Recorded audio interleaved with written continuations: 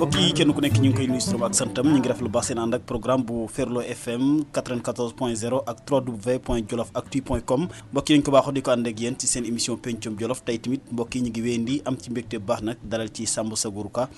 Ka nag moom ñu bëri xam nañ ko ndax agence la di liggéey ci port autonome de Dakar nekk tamit li nga xam ne moom mooy gunge li nga xam ne moom mooy maître ka ci liggéeyam waaye moom itam doomu Jolof la ñu fas yéene waxtaan ak moom lépp loo xam ne li jëm na ci développement ci département bu Linguère waaye ci wàllu politique jaar-jaar yi nga xam ne am na ko ci waaye tamit nag xëyum ndaw yi ci li nga xam ne mooy département bi loolu lépp bëgg nañ ko waxtaanee Samba Sagourou Ka ñu ngi lay nuyu di la gërëm baax ci teewaay bi nga xam ne bi teew nga ko ci seen émission pencum Jolof. fay naa la Alaaji Daam Njaay maa ngi nuyu waa Jolof yëpp di leen sant di leen gërëm di leen ñaanal jàmm wér ak wér di leen ñaanal ci at bu bees bi yàlla leen yàlla defal jàmm defal ko mboolem jullit te defal ko Macky Sall ak Maître Amadou Ka. jërëjëf Samba parce que tey buñ la dalalee lu am solo la ndax dafa nekk jamono joo xam ne ji tey ñu bëri ñu ngi fëgg seen dënn lu sotti nag bëri borom ndax tamit dinañ ko gën a waxtaan mais Samba Sagourou Ka tey buñ bëggoon a gën a xam askan wi déglu bëgg a xam kan mooy Samba Sagourou Ka ci département bu Linguère lan la ñuy wax. yomb na yombut xam nga lu may faral di wax rek gis nga politique Jolof daam dafa doy waar. parce que maa ngi dégg benn mag di wax xam nga problème Sénégal moo ñu war ta wax ñooy wax ba pare ñuy war a wax waxuñ problème Sénégal majeur mooy loolu ñu war ta wax ñoo waxu da ngay gis ñoo xam ne xamuñ ci lu ñuy wax xamuñ ci dara ñu toog nekk ci télé yeeg rajo yeeg Facebook yeeg di wax lu leen nekk te lu ñuy wax yàlla xam na ne xamuñ ci tus xamuñ ci dara promotion rek la ñuy wut. yow balaa nga wax yow la kan par exemple ñun ñuy déglu xam la yow la kan dëgg-dëgg. man maa ngi tudd Samba Sagourou maa ngi dëkk Thiel bu dee ci wàllu politique maa ngi surtout aaw di Ngoné Ka bu Daara Jolof kenn ku nekk xam na aaw di Ngoné Ka Daara Jolof kenn umpale wu ko waaw parce que moom nampal ci politique. est-ce que du góor googul sax moom moo la dugal ci politique rawatina ci li nga xam ne mooy URD xëy na ñu bëri sax wala jamono yi nga fa def temps yi nga fa def dafa bëriwul ba sax ñun ñii duñ fàttali bu baax jamono yi nga xam ne doon nga nekk URD. dëgg la dama gis ñu ngeen di waxloo rek ñëpp am na ñoo xam ne lu ñuy wax di wax naa la politique Jolof jeunes yi fi nekkoon bu njëkk bi léegi am na ñoo xam ne ñu ngeen di interpeller nii amul kenn ku ci nekkoon fi amul kenn ku ci xam dara parce que moment boobu suma maam moo ma doon yónni man jëlu moon sax intention pour def politique mais moo ma doon yónni ci ay réunion URD parce que moom dafa bëggoon jubóo ko dafa ma doon wax kaay ma yónnee la ci réunion URD réunion bu am dañ koy yëgal suñ ko yëgalee réunion dafa may woo. mu ne retraité wala dafa mënut a demati. moom boobu mënatul demati parce que boobu magal na te moom bëgg na jubóo bëgg boo xam ne mu dafa bëgg lépp luy xew ci URD ma bëgg koo xam léegi dafa ma doon yónnee mu ne ma kaay demal ma nga déglul ma réunion bi lu ci xew parce que yow wóolu naa la parce que yow moom mun nga soo demee mun ngaa déglu comme mun nga déglu bu baax soo demee après soo ñëwee lu ci xew nga wax ma lii moom yu bëri man tam may dem di déglu su ma ñëwee déglu ma naan ko maam lii daal lii lañ wax fa lii la ma jox mu nekk foo rek di ree mu ñu nekk ci loolu léegi nag man virus bi dugg ma commencé di adopté di xamante ak nit ñi xamante politiciens yow bali ñoom Fat Sele ñoom Thierno Fall ñoom Jéré Mbengue ñoom Mansour ñoom ñëpp ma xamante ak ñoom góor yu Abdoulaye Sall ñoom ñëpp di ma tette aussi xam nga ñoom ci man tam dama nekkoon xale boo xam damay yaru su ma ñëwee damay déglu ñoom ñëpp ñu bàyyi ci man xel. kon wax nga li nga xam ne dëgg-dëgg moom moo la si dugal sa maam la donc doon la yónni nga dem ba sax li nga xam ne léegi moom mooy bëgg-bëgg bi mujj laa dugal alors mas nga faa takk ndombay tànk wala naka nga doon liggéey ak ndaw ñi nga xam ne ñoom ñoo nekkoon ci URD ci jamono jooju. non amu woon benn ndombal takk URD mais dama doon nekk représentant ay jeunes daara manifestation bu doon am moom ñoom Baxaw Fall ñoom Cheikh Niang manifestation bu amoon dañ may woo au niveau ñun ñoo jógee daara dem Linguère man dama doon bëgg représentant yu doon présenté daara au niveau de Linguère suñuy dem Linguère man ñoom Cheikh Niang ñoom Baxaw Fall man lañ doon woo ak ñoom Teddi Sow ma ànd ak ñoom dem tout manifestation amee ñu dem bokkoon na sax même bu ñuy changé carte électeur yi ban année encore fàttali naa bu ñu koy changé je me rappelle très bien. man maa nekkoon représentant URD au niveau des foyers man ak Abdou Sow mu nekkoon titulaire man maa nekkoon suppléant mooy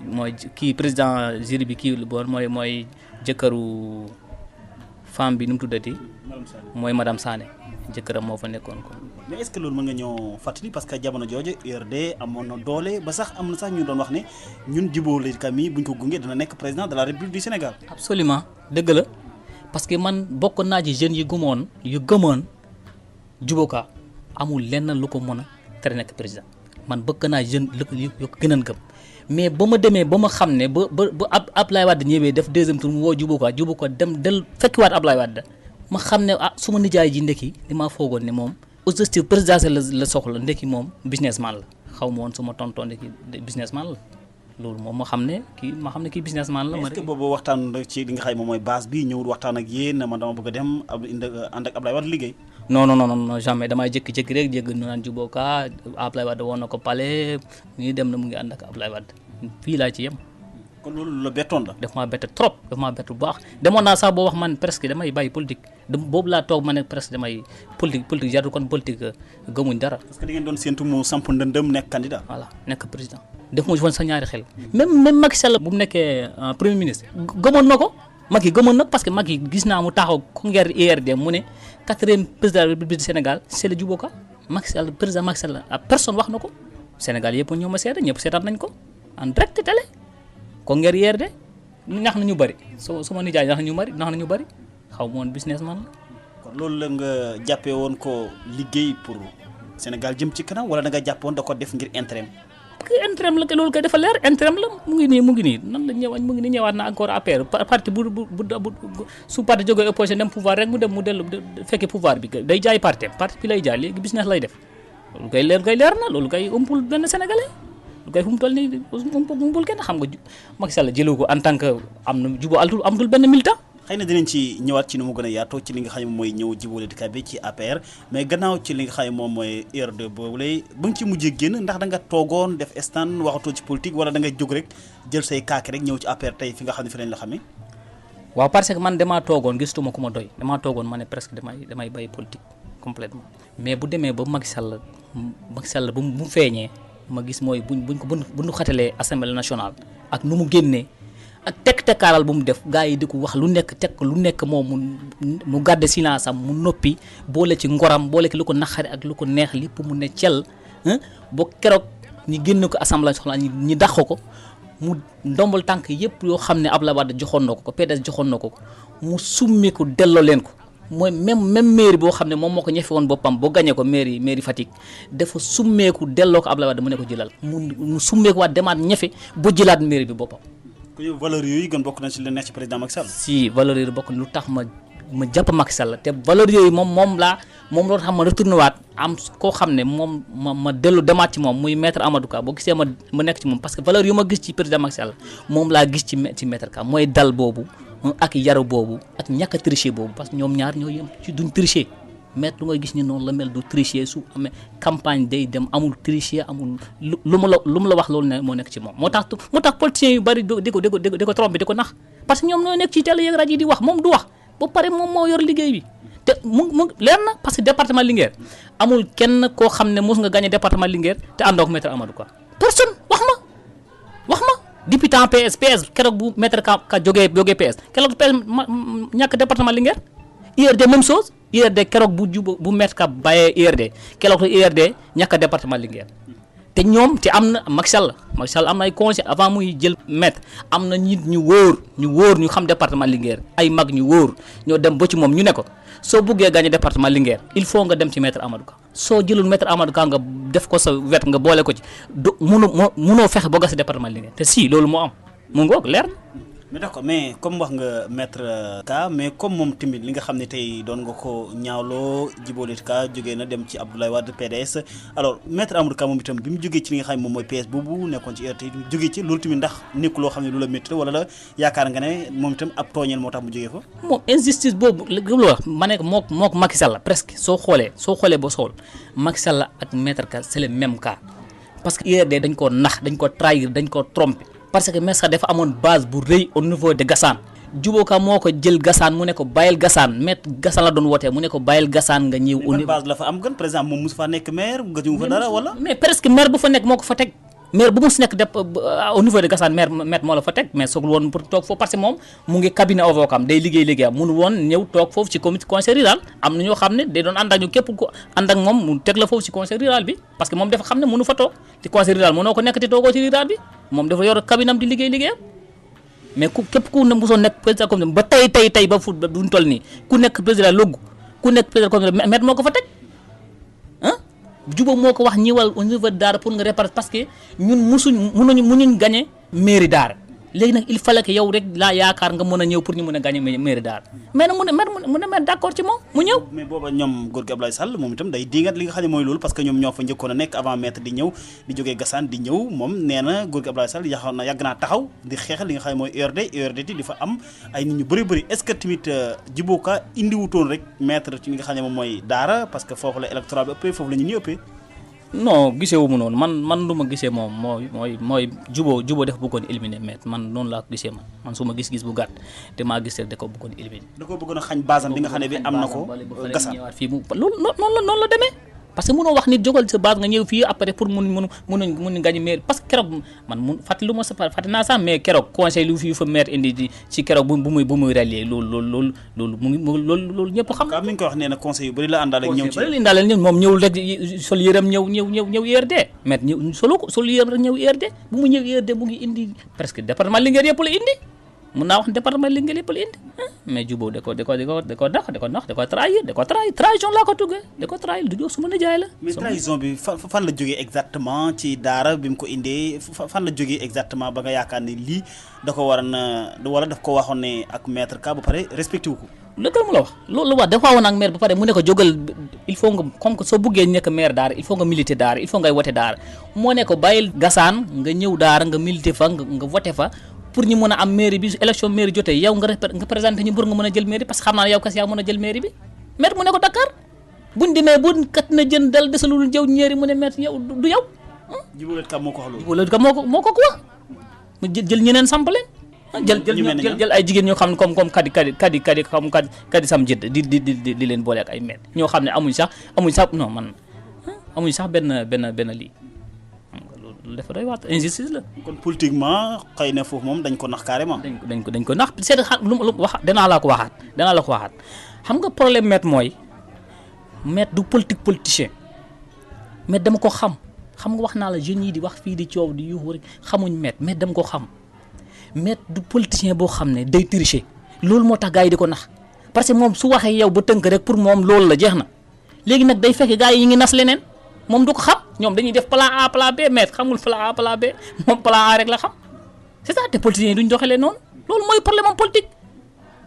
problème politique mais loolu kese la parce que amul et puis waxtaan mu ne lu ko nit waxul lu ne rek wala lu ko nit deful lu ne rek gëmu ko. c'est ça le problème loolu mooy problème am te amul jeunes yoo xam ne war nañ taxaw comme ñun ñëpp ñun ñëpp ci lañ bokk man ci laa bokk mais amul jeunes yoo xam ñu ngi taxaw parce que su toogee ay xale yu ndaw toog fii tey di sànni ay met xeer du yoon tegul fenn. parce que maître amul benn jeune bu nekk tey département Linguère boo xam ne war nga ko sànni xeer parce que kenn ku nekk lépp lu mu waroon sa diggante ak yow tey département Linguère def na ko amul am na ñoo xam ne sax ko man mais dafa ma jaaxal sax benn jour man am jour léeg-léeg dama waxtaan ma ne ko man mais dafa may jaaxal parce que damay gis nit contre ko bu mu gañee gis naa gars yu bari ñoo xam ne man mun naa leen bëgguma citer am na ñoo xam ne gis naa ñoo xam ne man xam naa ci dara parce que man xam naa politique Daara dama koo xam gis naa ñoo xam ne dañ ko ñi dañ doon def campagne pour contre maître ba pare maître bu mu gañee gis naa am na ñoo xam ne mu ngi leen jël am na ñoo xam ne ñu ngi fii liggéey ci port bi moo leen jël te lu tax mu jël leen social daf leen jël ndax social te su doon man maître moo ma mun bu doon man dama leen jël waaw leen man ba dooma xeex ba ma gañee ba pare may jëw li parce que su ñoom ñooñu seen mébél su antu woon tey maître du nekk fu mu nekk ba pare nga jël leen maître kenn amul morom. d'accord dina ñëw ci politique sociale bi nga xam ne bii maître Amadou Ka mi ngi koy def mbokk yi may fàttali yéen a ngi déglu seen émission Pencum Jolof ñu dalal Samba Sagourou Ka nekk agent di liggéey ci li nga xam ne mooy port autonome de Dakar bokk tamit ci li nga xam ne moom mooy entourage bu maître Amadou Ka nekk PCA bu port autonome de Dakar ñuy fas yéene waxtaan moom lépp loo xam ne ni jëm na ci département bu Linguère waxtaan nañ ci li nga xam ne ti moom mooy loolu lépp mais tey bu ñu ñëwee ñun ñëpp di fëgg seen dënn nga xam ni ki moom mooy président Macky Sall man bu ma koy xam yàgg na département de Linguère bokk naa ñi ko njëkk a xam bokk naa ñi ko njëkk a gëm mais en tant que jeune boo xam ne bi yow tey ñu bëri jàpp nañ ne tey en tout cas buñ ne benn duñ ne ñaar te duñ la tudd ñi nga xam ne ñoom ñoo gën a yàgg APR gëm président Macky Sall bu yàgg nga xam ne boobu nekkul dara ndax mën nga ñëw recadrer wax ju exactement président Macky Sall naka la def ba dugg département bu Linguère boobu tamit ñan ñoo ko gëmoon dara ko ànd ak moom. mën naa la citer la ay ñoo xam ne xam naa leen du merci Macky Sall keroog bu muy ñëw Daara keroog Macky bu muy ñëwee Daara mu ngi ñëw Daara guddi amul fu mu wàcc Oussel jëkkëru Mbengue Lam ñu nekk honorable député waaw moom moo woote ndekki parce que Macky fu mu njëkkoon wàcc ndekki foofu base waa PDS man la moom xam dañ ko naxoon ndekki xamul ci biir Daara fan ñoom Samba Ndiobène ñoo ko fa yóbbu woon ci biir Daara kër ñëw angal l'islam fat naa borom kër gi léegi keroog bu mu fa ñëwee léegi nag après buñ commencé toog tuuti après ñi xalaat ndekki ñi découvrir leen ndekki kër gi kër waa mbokk ñoom PDS ñoo fa nekk. mais président Macky Sall ba muy ñëw ñan la coordonné balaa muy ñëw Daara ñoom Samba Ndiobène ci lañ bokk ñoom Biram Ba am na benn jeune bu dëkk Dolli te bu tudd Kalidou Ba booy boobu ci la bokkoon. ñooñu la président njëkk a xamante. waaw ñoom la njëkk xamante moom neexul ñoom Samba Ndiobène ñoom la njëkk a xamanteel foofu waaw mais après ñuy fexe Oussel bu ñu wootee Oussel mën léegi suma kër baa ngi foofu mën ngeen dem sama kër après ngeen wàcc foofu Mbengue Lam mu nga fa. booba demaguñ sax élection présidentielle waxaguñ waxi dem sax. waxaguñ ay élection boobu Macky Sall su ñëwoon fii comme Samba Sagoro bu ñëw fii loolu kenn gars yi dañuy ree sax naan xoolal gars yi seen ñaari oto seen ñetti oto kii dafa mën a yor réew. dafa mën a jël réew loolu lañ doon wax. léegi kon bi mu ñëwee ñi ngi ko dalal kër Mbengue Lam honorable député. Mbengue Lam ñoom Makayre ñoom comment adresse femme bi nekk élevage. ñoom madame Sané consort sud ñoom ñoo fa nekkoon après Macky Sall presque nekk na kër gi une semaine nekk na foofu lay añee su demee defi campagne ba ñëwaat kër fa lay yënd ñun ñooy dem dalal jëndi xar. donc moom campagne moo ko yëkkati woon boobu campagne moo ko yëkkati parce que boobu dafa bëggoon a xam carré boobu mu ngi dugg ci dëkk bi mu ngi dugg ci dëkk bi kër par kër. day dem campagne si àll bi bu guddi jotee mu ñëw. mu ñëwaat kër Mbengue Lam kër Oussel loolu doon nekk vraiment. mais naka ngeen ko doon yore koo xam ne kii par exemple PDS boobu moo gënoon am doole ci li nga xam ne mooy Daara mais naka la ko gars yi doon teg ko foofu wala gars yi ñëwul sax bëgg ko bundu xatal. xam nga tam lu mu lay wax rek ngëm-ngëm dafa am solo parce que Macky Sall bu muy ñëw Daara ñun boobu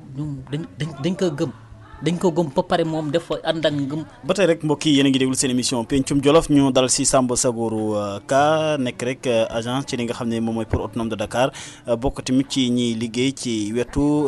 maître Amadou Ka nekk président conseil d' administration bu port autonome de Dakar ñi ngi doon wax ci li nga xam ne tey moom mooy président Macky Sall jamono ji nga xam ne ji doon na ko ñëw ci Daara am fa sax wax nga ko léegi ayu bés mais danaa ñëw nekk Kër Mbengue Lam dem di politique di ñëw mais booba Samba yaa ngi woon ci wet gi naka nga gisoon ñoo xam ne ñi jamono jooju gëmoon nañ ko ba ñëw wax dëgg yàlla di ko dimbale ci li nga xam ne mooy campagne bu waaye tamit nag di ko tatagal di ko teeru ci li nga xam ne mooy Daara. comme lu ma la waxoon sànq rek dafa am ñoo xam ne ñu war ta wax ñooy wax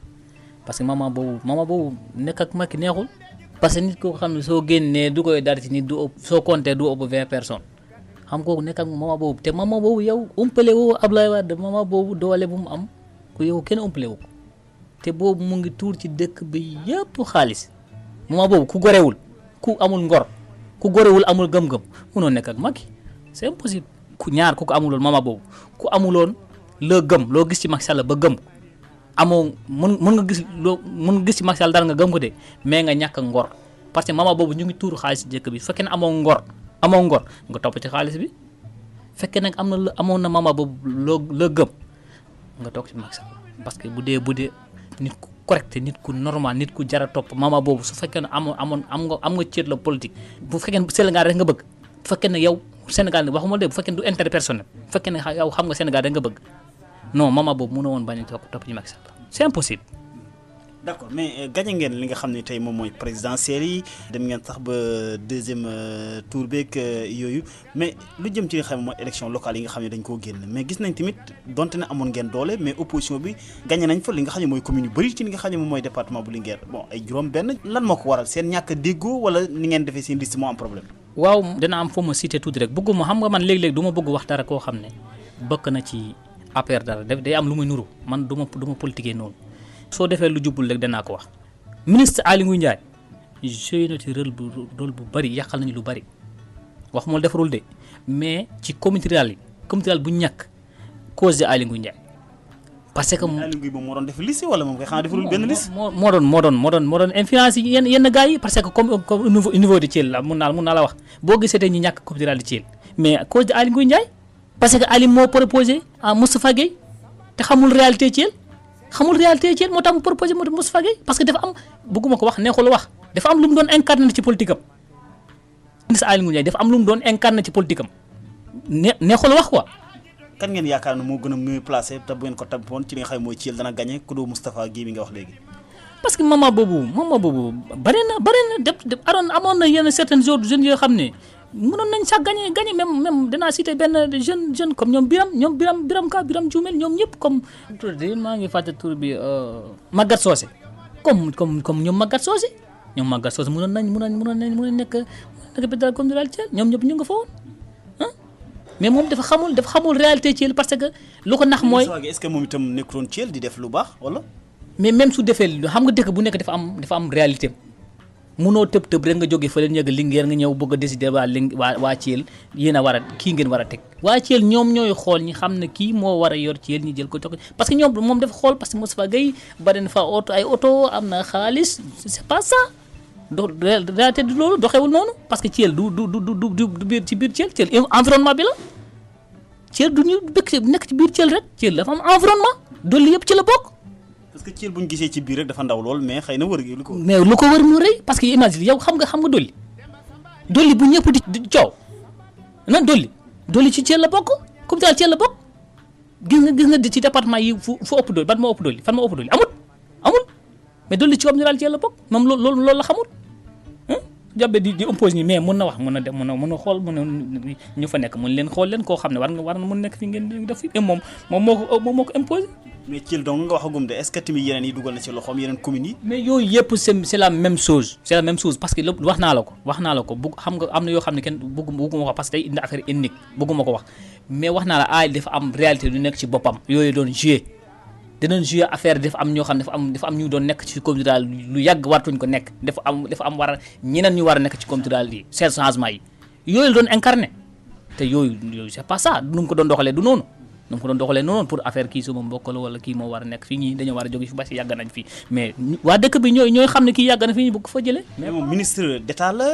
bu dee nekk tamit Linguère dëkk mais fekkeen tey da nga taxaw nga ne Samba Sawourou ministre Aly Ngouille Ndiaye tey moo tax ba ngeen ñàkk commune yu bëri mais fekkoon nekkutoon moom da ngeen gën a gagné ay commune mais loolu dina xaw a lënt li nga xam ne mooy askan wi déglu de. non warul leen lënt parce que lu mu wax dafa leer lu mu wax dara leen di mucc lu mu wax dafa leer lu ma la wax dafa leer dama ne la moom moo géopolitique am moo baaxut lu mu doon incarné dafa xamul réalité département li xam nga Ali du politicien dafa jóg fële rek juux mais Ali xamul réalité Djolof des na ko xam bëgg na de man waxuma bëggul bëgg na mu ngi jéem mais dafa yàkkamti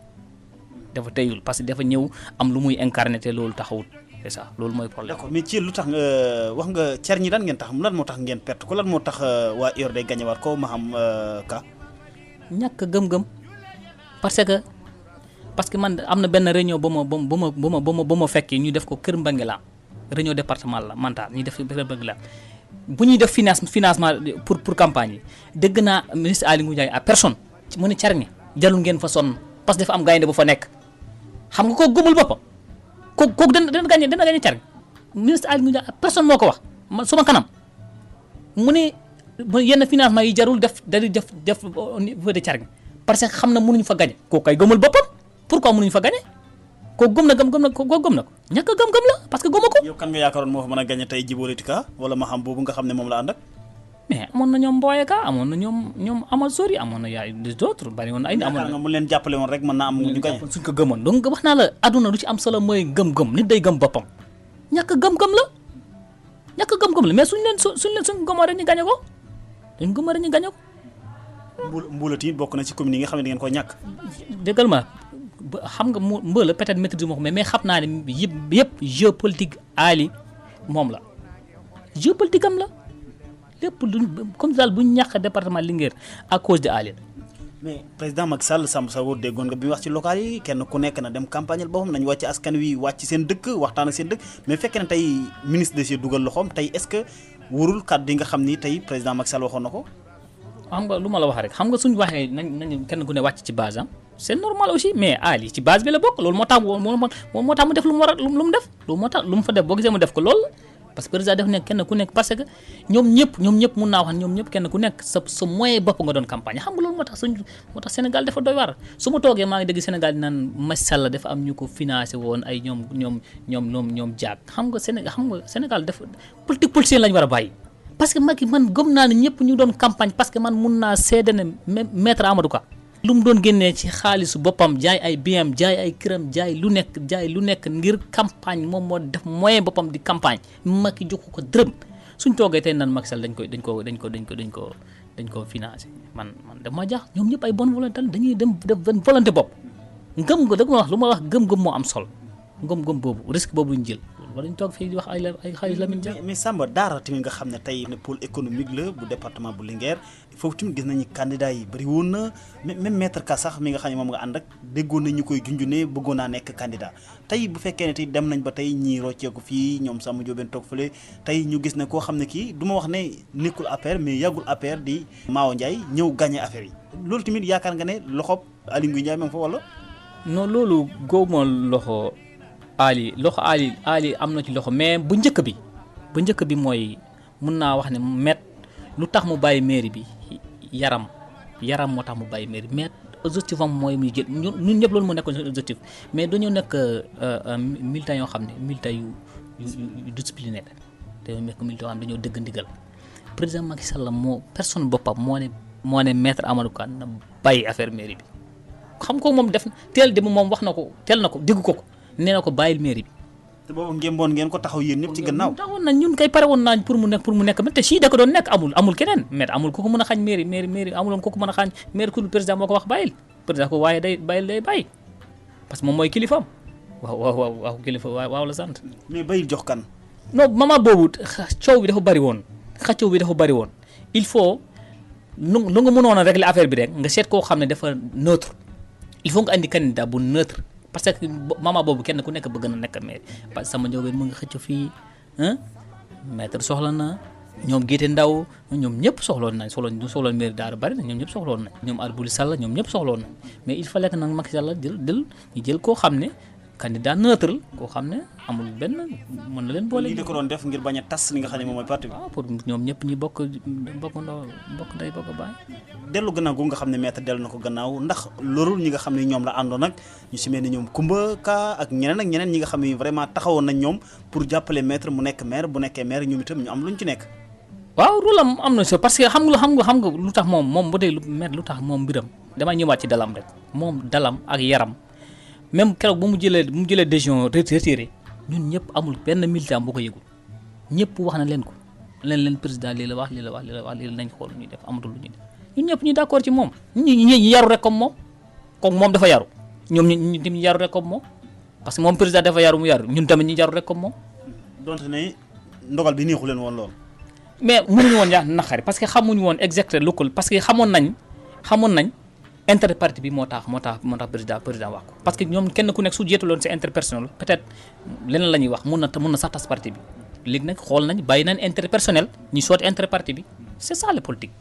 mais fekkee ne am na ñenn si ñi nga xam ne seen i naataangoo lañ nekk ci APR ñu dem ba ne man du man topp ci gannaaw kenn donc man maa njëkk ci parti bi kenn du ma jiite département bi mais tey boo ko gisee tey ñi nekk ci APR di ko wax ndax du la nekk loo xam ne lu la métti la yow en tant que jeune te nekk ci parti APR. jarul muy sori kenn rek moo ko waxoon muy Samba Diobène Ka moo taxaw ci devant tout le monde mu ne man du ma topp ci gannaaw kenn man damaa rus sax ma ne kon dafa yab ñu topp ci gannaawam parce que munoo toog nga nekk leader am na yoo xam ne man mënuma comprendre am na yoo xam ne dina ko nit waxee yow nga nekk leader nga toog ay doomu jàmbur topp sa gannaaw ba pare nga taxaw nga ne man du ma topp ci gannaaw personne loolu nan la ko nit waxee loolu saaga la ñu la topp. parce que xëy na am na taxoon mu wax ko wala. mais ak lu mën a tax mu wax ko parce que dafa yàpp ñu topp ci gannaaw ñoom ñooy gëmul dara parce que li wane na ñu topp ci gannaawam comme noonu gëmuñ dara wala dafa juum wala au moins benn affaire man luy tax ma gëm ko benn affaire laa wax comme ça mu dellu ci gannaaw mu ne kaddu gu nu ma ko waxee woon damaa juum maa ngi jégalu su dul loolu la def mënutoo fexe ba ma gëm ko te du ma topp ci gannaawam abadan du ma topp ci gannaawam ku taxaw devant tout le monde devant département Linguère ñu ngi def réunion départementale nga ne man topp ci gannaaw kenn ba pare ma topp su ko gannaaw et pour lan. mais bu fekkee ne ay wàllisiyaan dañoo ñëw tamit ñoo xam ne ñi nekkuñu woon ci APR moom fekk moom mu ñëw wax dëgg yàlla du xoslu ba lii am tey du nangu tamit ku ko jiite. mais politique non c'est pas ça politique doxewul noonu politique nit la xam politique mbooloo la xam mais moom am na mën na wax tey Aly Ngouille Ndiaye du ko moom pourquoi Aly nekk ministre nekkul ministre pourquoi ministre maire ñi jox ko PCA ah mais dafa bokkul kenn ku nekk politique kenn ku nekk. wax nañ ko directeur de l'équipement rural. mais alors lu mu fa def kan la fa jël liggéey comme emploi kan la fa jël ban jeune wax ma kan la Samba Ndiobène jël tey mu liggéey am na benn jeune boo xam ne gorom la ñoom ñoo nekk doon guddeeg bëccëg muy daw guddeeg bëccëg anamu mu ngi foofu daal som léegi ci gannaaw met la nekk ah mu ngi ànd ak met te kooku bu méttee moog Samba Ndiobène ñoo ànd man xam naa ci dara wax baaxul waaye daal. d'accord mais fekkee tey gis nañu li nga xam ne tey moom mooy seen taxawaay loolu ndax yaakaar nga tey dana dem parce que yaa ngi fàttali sax am na benn ndaje boo xam ne bi doon ngeen ko teeru fa nga xam ne fii moom mooy ranch de Doli ñu gisoon tamit ne t-shirt yeeg ni ngeen ko doon defee dafa mel ni maître Ka ak li nga xam ne mooy Samba Ndiobène xëccoo dafa amoon si jeunes yi am na sax ndaje yoo xam ne amoon ngeen ko fekkee woon nga ko mais lu taxoon loolu lépp. loolu rek loolu du Samba moo ko defoon loolu Aly moo ko defoon Aly ministre Aly Ngouille Ndiaye personne moo ko defoon parce que dañoo defoon réunion foyer ñoom maître ñoom Samba Ndiobène ñëpp fekk nañu même for bu fekkoon ko ñu def seen réunion ba pare ñu séddale ñu ne kenn ku nekk temps ngay am oto kii 5 oto kii 6 oto kii 7 oto Mbenguela am 7 maître am 8 ñu ne Samba Ndiobène am 6 ñu ne noonu lañ ko séddale woon ci biir daara kenn ku nekk ñaata oto ngay am pour sooy mobiliser say nit kenn ku nekk ñi nattal ay oto ngay am kenn ku nekk sa bunt kër ngay déparé ñu tënk loolu ba pare ci kanam ministre ñun ñëpp ñoom ñëpp ñu dem nag ba ñibbi kër ga ministre bi wootaat réunion ci ginnaaw luñ tënkoon yëpp mu tekki ko sànni fële mu def leneen mais alors buñ ko dëggee ñun jeunes yi ñu jóg foofu dem fay ñun dañoo bëggoon dem ñun keroog ñun ñoo tas ndaje bi ah. ngeen tënk loola premièrement bi ministre bi mu ngi fa woon Aly Ngouille. nga mu ngi fa mook ñoom maître ñoo ko tënk doo. léegi lu tax mu ñëw bëgg a defaat benn réunion seen gannaaw. comme nu mu doon def rek jàmm bu muy jàmm rek comme d'habitude mooy jikko comme d'habitude yow nan ngay toogee ak kilifa ngeen tënk ba pare tënk lii la ñuy def lii lañ mais sooy changé waat kay au moins lu mu bon kay xanaa kay nga ne leen ñëwaat leen ñu jàppee woon xool na baaxul gisaan naa beneen idée bu gën a baax kaa ñu defaat ni mais yow nga bàyyi bañ dem met dem na boobu met dem départ dem Linguère moom mu delluwaat ci ginnaaw ñëw defaat beneen réunion ci même lieu mu defaat fa réunion même lieu keroog Samba Ndiobène bokkoon na keroog Samba Ndiobène moo ñu yëpp ci yëpp suñu oto keroog ñun ñoo woo Samba Ndiobène wax Samba Ndiobène moo ñu yëpp otam ñu jëm bëgg tas réunion bi keroog parce que ñu ne Aly def ñoo yàpp moo taxoon nag après ñu bëggoon mettre ak dalam ba léegi dana ñëwaat dalam dana ñëwaat xanaa xamoo ñun manifestation Doli bi dañ ko bëggoon a yàq. parce que ñun lépp ñu bëri xamoon nañ ko parce que dañ ne woon ndaw ñii dañoo jël da ngeen ko yàq. bien sûr dañ ko bëggoon a yàq boo gisee yàquwul cause de maître Ka parce que keroog man damaa taxaw man leen meeting man leen Doli dañ koy yàq Aly Ngouille Ndiaye xaw ma keneen kan mooy wax de waaye moom du ci bokk moom du wax maître Ka moo ñu woo en personne mu ne ñu bu leen ko def ànduma ak yéen ci loolu. boobu yan ndaw yow ak ñan la woon. bari nañ man ak maa ngi woon même Makari ci la bokkoon Makari Ndiaye ci la bokkoon ak certains jeunes yoo xam ne ñoom Abdou waaw ñoom Abdou ak ñoom bari woon nañ trop ñun yëpp ci lañ bokkoon ak benn. rek ngeen bëgg koo yàq ndax li nga xam ne mooy Aly Ngouille changement bi nga xam ne bi ñëw na def na ko dernière minute. bien sûr en tant que ministre moom mun na saboter moom mun na saboter sax ndox na wan jeune moom mun na saboter sax na wan jeune parce que manque de respect amu ci ñun benn respect amu ci suñuy leader benn respect tënk nañ ba pare mu dem tënk ko def leen lu ko neex léegi nag ñu ne suñ demee Doli du wax maître en personne moo ñu woo bu mu déggee wax ji mu ne ñuy teg leen ci suuf mu ne lii du ndaje Aly Ngouille Ndiaye lii suñu ndaje la ndaje président Macky Sall su ngeen ci defoo tey benn sabotage day mel ne président la ñuy saboté dama leen di ñaan ay lépp lu mu def bàyyi leen ko ñun xam na gis nañ lu mu def métti nañu ba ci kanam yàlla mais àndal na dal ak nuñ ko mën a teeroo mu rafet nañ dem teeru président man ku ànd ak man loolu laa la digal loolu moo taxaw ñi. il paraît que sax moom le ministre waxut te loolu dafa suspendre ñu bëri si bés ba. ah bien sûr peut-être waxut mais. bëri tamit jàpp nañ leen dem na dégg naa ne da ngeen ko bëggoon a yuuxoo bu waxee. bien sûr pare dëggal woon ma ne maire sax moo bees affaire bi mais ñun dëggal woon luñ pare woon nañ tout pare woon nañ Doli bi dañ ko doon yàq pare woon nañ pour yàq ko te mënoon nañ attanoon nañ ko am nañ doole gi am nañ tatañ gi am nañ mboolo bi loolu xam nañu la am nañ doole bi am nañ katañ bi am nañ mboolo bi te même coordonné nañ sax même jeunes yu nekkoon Gassane ñun ñëpp di coordonné nañ même Doli coordonné nañ Gassane ñun ñëpp affaire da doon yàqu coordonné nañ Doli coordonné nañ Gassane wax nañ ñëpp même Thiel coordonné nañ ñëpp jeunes yu fa nekkoon yëpp coordonné nañ ko pare woon nañ pour yàq ndaje mais yàlla man déggal ma met ak dalam comme d'habitude lu ma koy wax ak dalam. donc loolu bu nit ñi jàpp ne jafe-jafe la woon entre maître ak Samba Ndiobène. non loolu du jafe-jafe sa maître ak Samba Ndiobène. mais seen tiset yi nga xam ne defoon ngeen ko tamit loolu tamit ndax nekkutoon influence ngeen bëggoon a lu ngeen bëggoon a yëkkati benn boobu. non xam nga loolu affaire de parti politique xam nga politique noonu la politique su ndaje bi yol nii amee yow da nga koy gis ay Fatick da nga koy gis comme ñoom Cheikh Kanté ak ñoom Matar Ba ak ñoom da ngay gis kenn ku nekk su fekkee ne président mu ngi ñëw fële da ngay gis kenn ku nekk day wane mobilisation loolu moom amul benn problème loolu moom kenn ku nekk day wane mobilisation bi rek la ngay ràññee say nit parce que sooy jël ay oto ay nit il faut nga xam ne ay nit say nit nga ràññee leen loolu kese la kenn ku nekk bu nga ràññee say nit loolu kese la loolu moom amul benn problème. d'accord mais bi ñu ko jëlee def ko président conseil départemental bu Linguère loolu tamit lu mérite la wala. weesu lu mérite loolu ñefe la lu ma ba léegi ngëm-ngëm dana ñëwaat man ngëm-ngëm rek laay indi mais lu ko may mooy ngëm-ngëm ak gëm boppam parce que am nañu waxoon naa la ba léegi dinaa indiwaat aay mais toujours aay da koy nax mais yàlla da koy jàppale parce que aali bokk mu ngi doon jéem a lii bëgguloon met nekk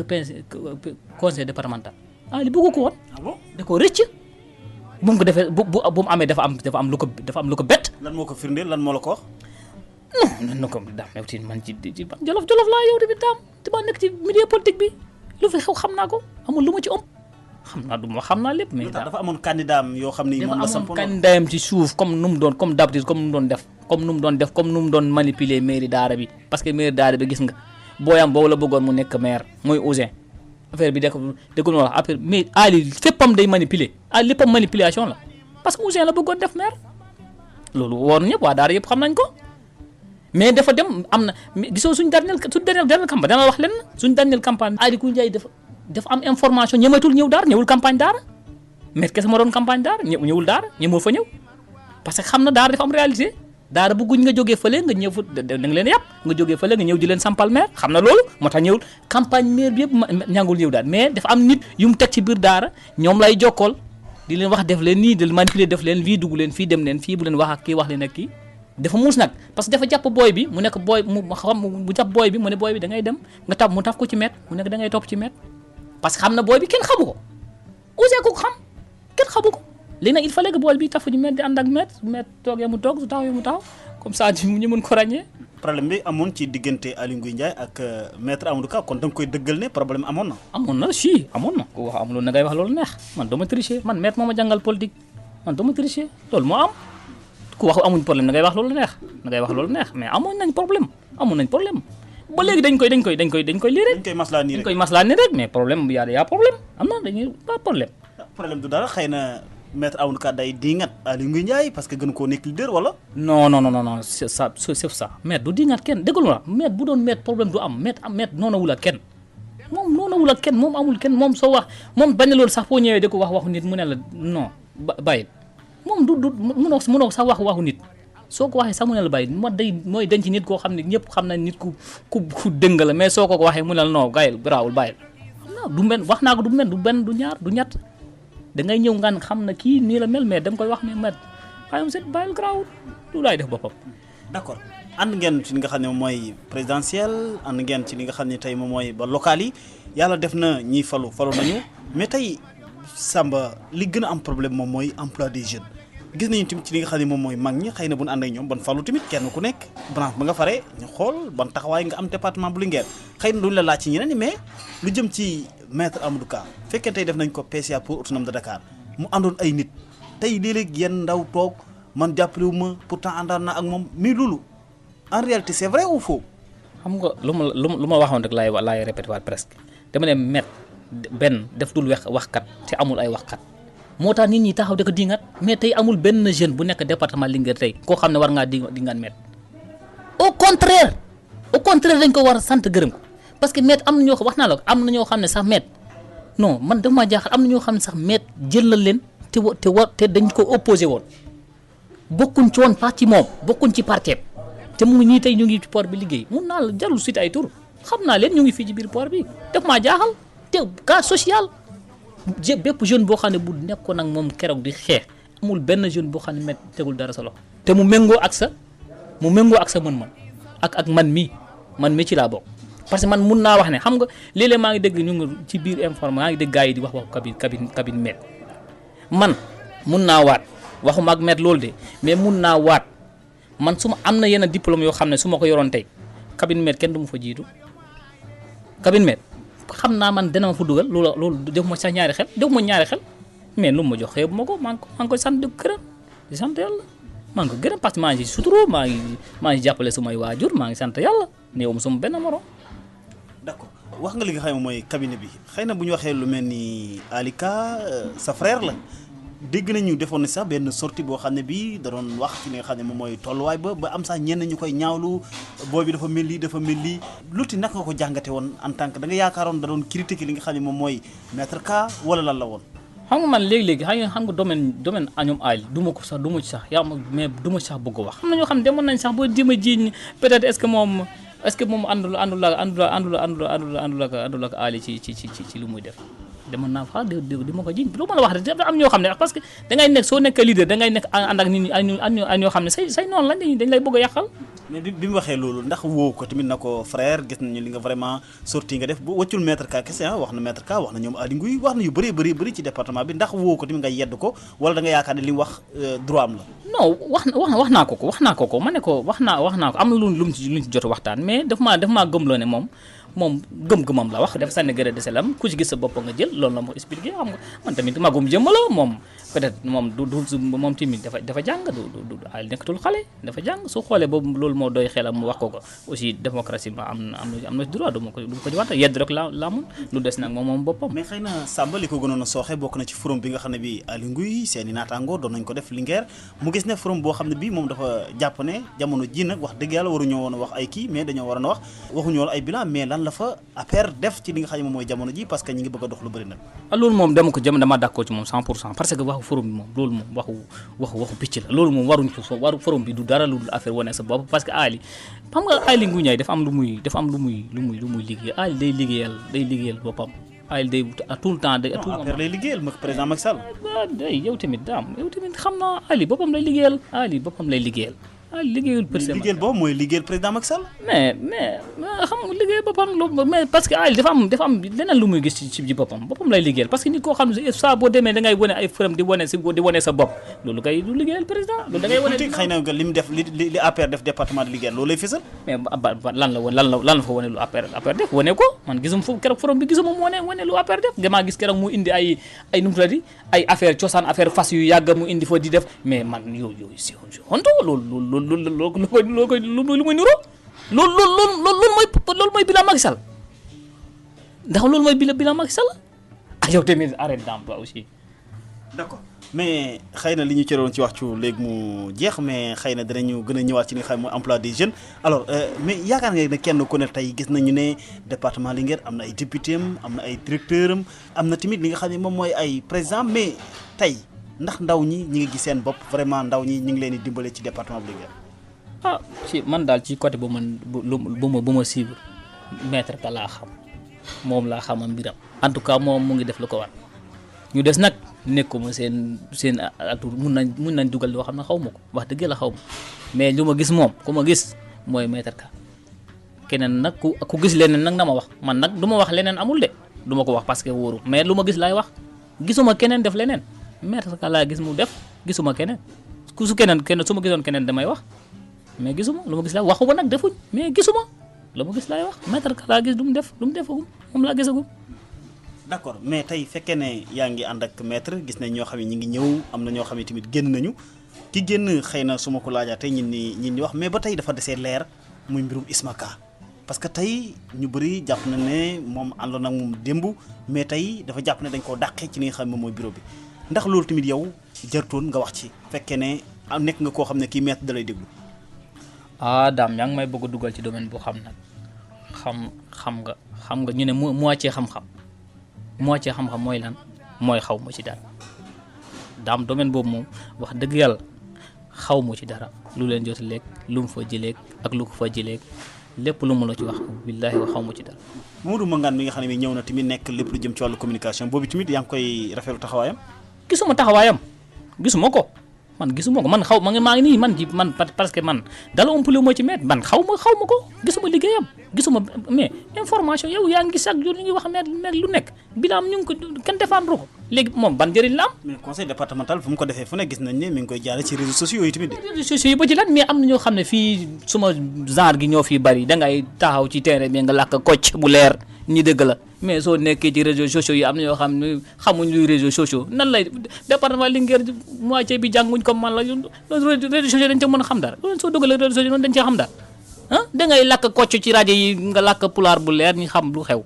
ñëpp xam mais nga nekk ci réseaux sociaux yi loolu mooy lan loolu base bi sociaux la taxawaayam dafa des. waaye dafa commencé wul bay des nga naa ma dafa. lu tax maître jël ko. mais loolu xaw ma ci dara en tout cas taxawul man taxawaayam gisuma ci dara gisuma ci dara rafetlu ma ko. kon jeune Maham Ka bu ñëwee xëy na mu dooleel communication. jeune Maham Ka ba lan la am mën a apporter maître Amadou Ka jeune Maham Ka jeune boobu dama xamul lan la xam nga yenn yi soo ko xam nga Jolof dafa naqaree waxee am na looy wax da ngay dañuy foog ne affaire coxor la. parce que man nit koo xam ne dangaa nekkoon a moom démb koo xam ne mais jeune Maham moo fi taxaw ci devant tout le monde moo ne maître Ka dekkul daara warul représenté wu ci fii daara. waxu ko ci pencum Jolof dégg nga nee na bokkul ci ñi nga xam ne doon na la wax. non arrête-toi aussi dambul wax loolu yoolu mu wax ko devant noonu asif yaa ngi fii Sénégalais yëpp déglu nañ waa Jolof yëpp déglu nañ ko fii la taxaw di ko wax moom mépp tam su antu woon mais du nekk PCA kooku nan ngay bëgg a jàppe nga def ko chargé de communication loolu mënu ma comprendre je ne sais pas xaw ma lu tax nag ban cause moo tax mu def ko man xaw ma man wóoruma parce que laajuma ci dara xaw ma ban cause moo tax mu def ko mais man gisuma ci peut-être nag moom mën na am lu mu gis man gisuma ci benn avance benn njëriñ man moom vraiment suma diggante la laay wax gisuluma ko benn njëriñ parce que jeune boo xam ne kenn du exemplaire man gisuma vraiment nga ñu ma ko nag suma rakk la vraiment booy bu baax la suma rakk la bëggu moo xam nga. mais kon li nga xam ne tey moom mooy ni muy recruter wala ni muy jëlee ndaw ñiy liggéey ak moom kon war na koo seetaat moom maître Amadou Ka. bien sûr mën na nekk man daal bëgguma critiquer mais am na yoo xam ne man bu doon man du ma ko def te su ma laajoon aussi danaa ko wax suma xalaat waaw loolu moom su ma laajoon du fii laa koy waxee su ma laajoon danaa ko jox sama xalaat. mais tey bu ñu ñëwee tey di waxtaan ba ne le ministre Djibo Leyti Ka ñëw na léegi waxtaan naag président Macky Sall ba ne léegi mi ngi koy gunge ci li nga xam ne moom mooy liggéeyam bëgg sax mu falu li nga xam ne moom mooy 2017 fekkee ne élection yi am na mais ñëwu Djibo Leyti Ka tey tamit naka nga ko gisee tey ci li nga xam ne mooy APR rawat na ci département bu Linguère. xam nga man mun naa d'accord leen xam nga suma nijaay moom wax naa ko waxaat ko suma nijaay moom businessman la ñëwaat na ci business am mais benn affaire lay xalaat peut-être moom la ko mooy ki jëlee mais du question ko xanaa du pour nit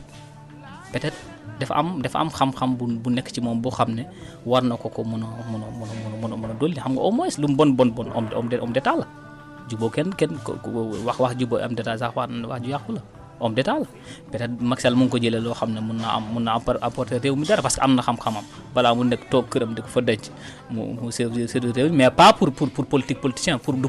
nit Djibo amatul nit yoo xam ne mag parce que bu doon pour nit du ko jël parce que département Linguère mu ngi ci loxo président Macky Sall bu doon pour nit kay kon du ko jël département Linguère yëpp Macky Sall moo gagné 100% kon kay du jël Djibo Ka kon jëlee woo ko politique peut-être dafa am xam-xam bu mu gis ci moom boo xam ne war na ko mën a indil ci mu jël ko c'est ça loolu laa gisee. ñoom tey ndax ni nga yaakaar ne dana gën a mën a liggéey ak ñi nga xam ne ñoom la àndoon ak démb ci parti bi bokk na ci maître Ka nga xam ne ñoo àndoon ci URD ndax tey jii du xajamal du gën a xaw a jaxase li nga xam ne mooy carte gi ci APR ni muy doxee. ça dépend lu ne mën na nekk ça dépend ci ñum ñëwee ça dépend ak seen communication ça dépend lu ne mën na am mën na rafet mën na bañ a rafet. ça dépend par exemple nan la war a mën a doxalee. waaw ça dépend nu mu mën a doxalee su ñëwee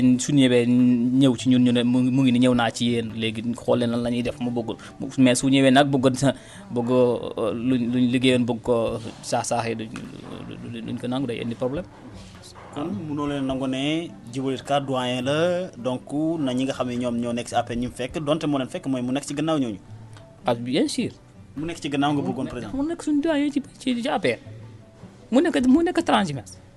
def na mu nekk suñu doyen. non même nee na transhumance dafa ñëw seerul parti deful dara dafa ñëw pour am accord yoo xam ne signé na ko président Macky Sall pour liggéey ak moom. bu ma wax du transhumance waaye bu ko rafet transhumance mooy lan transhumance mooy nga jógee fu lan nga jógee fu wow fi nga ñëw fu nooy fi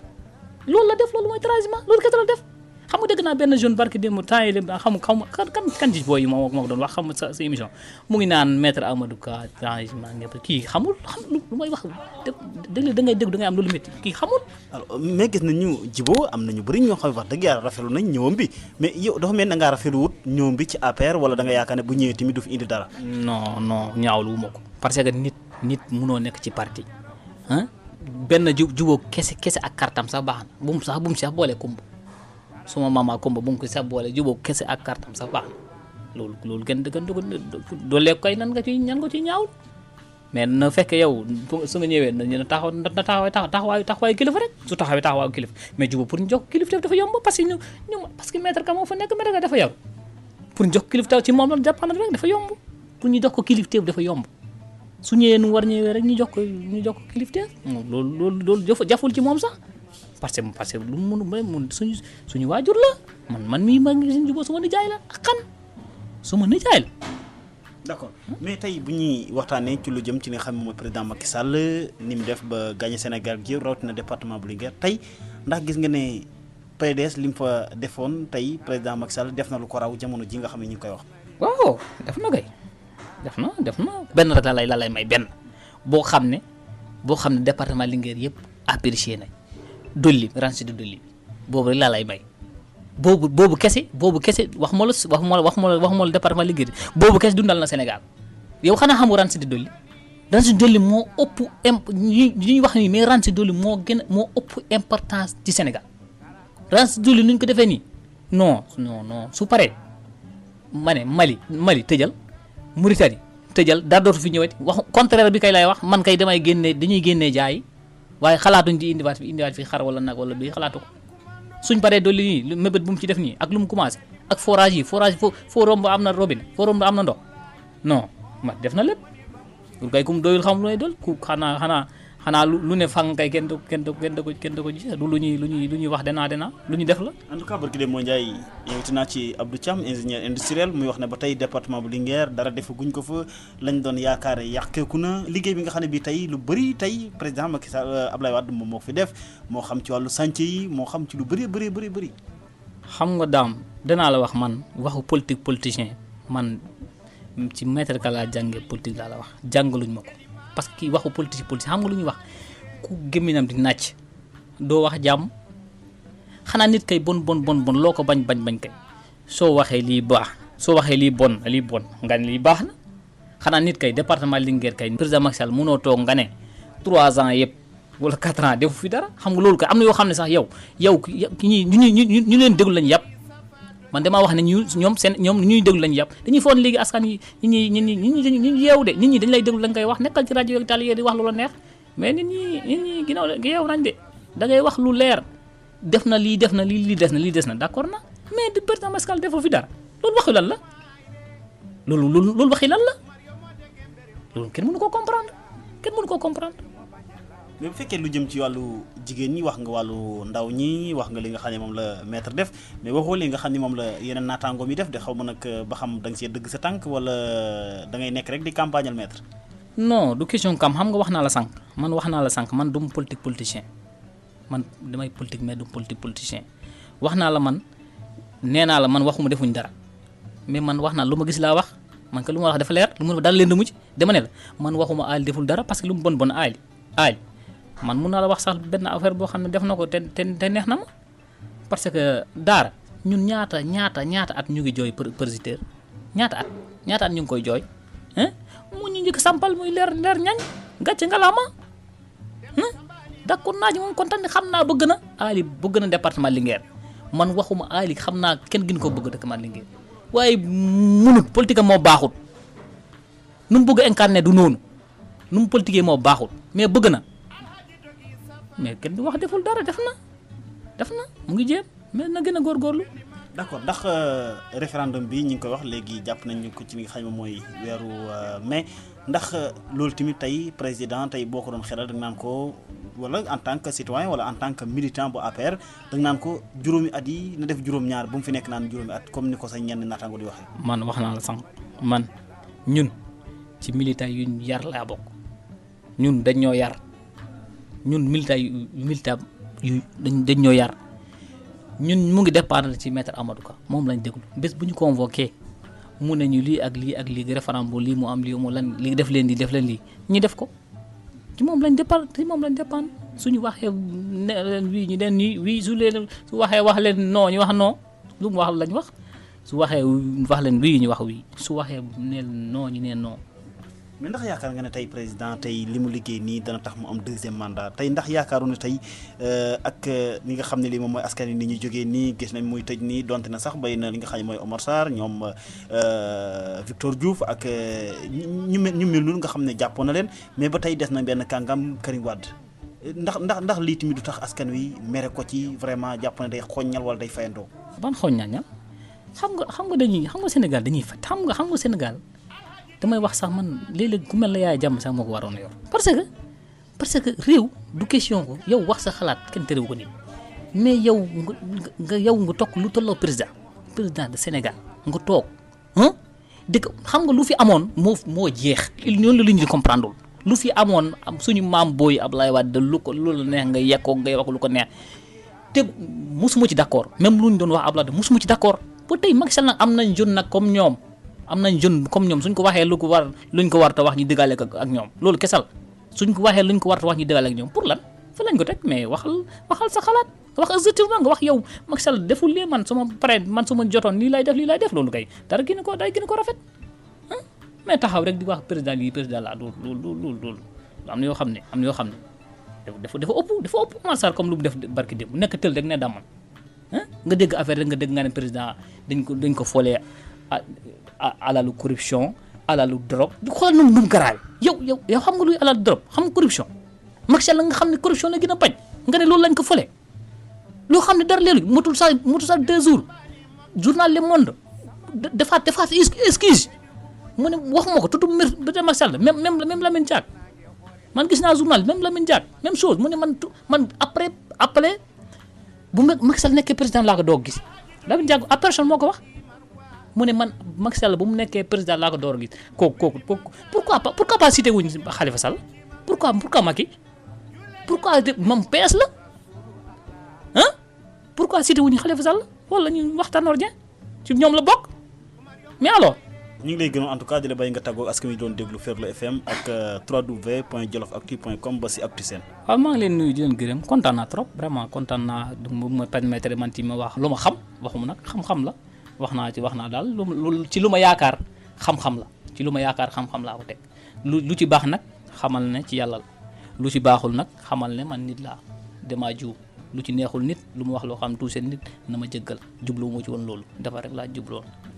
jërëjëf mbokk yi ñu koy gërëm di ko sant bu baax mu nekkoon Samba Sagourou Ka nekk agent ci li nga xam ne rek moom mooy port autonome de Dakar nekk tamit ci ñi nga xam ne ñii dañuy gunge kii di maître Amadou Ka nekk PCA port autonome de Dakar ci li nga xam ne mooy liggéeyam mbokk yéen itam ñu ngi leen di gërëm di leen sant bu baax ci déglu bi Dame Ndiaye mu nekkoon ci kaddu gi ñu ngi gërëm Samba Gilaajo Ba mu nekkoon ci wàllu réalisation bi Baba Diaw moo nekkoon ci wàllu technique bi mbokk yi ñu ngi leen di ñaanal jàmm ñu ko sakku si yéen wasalaam. kodo suba ko jonguro nange hore alhaji umar jole makay madina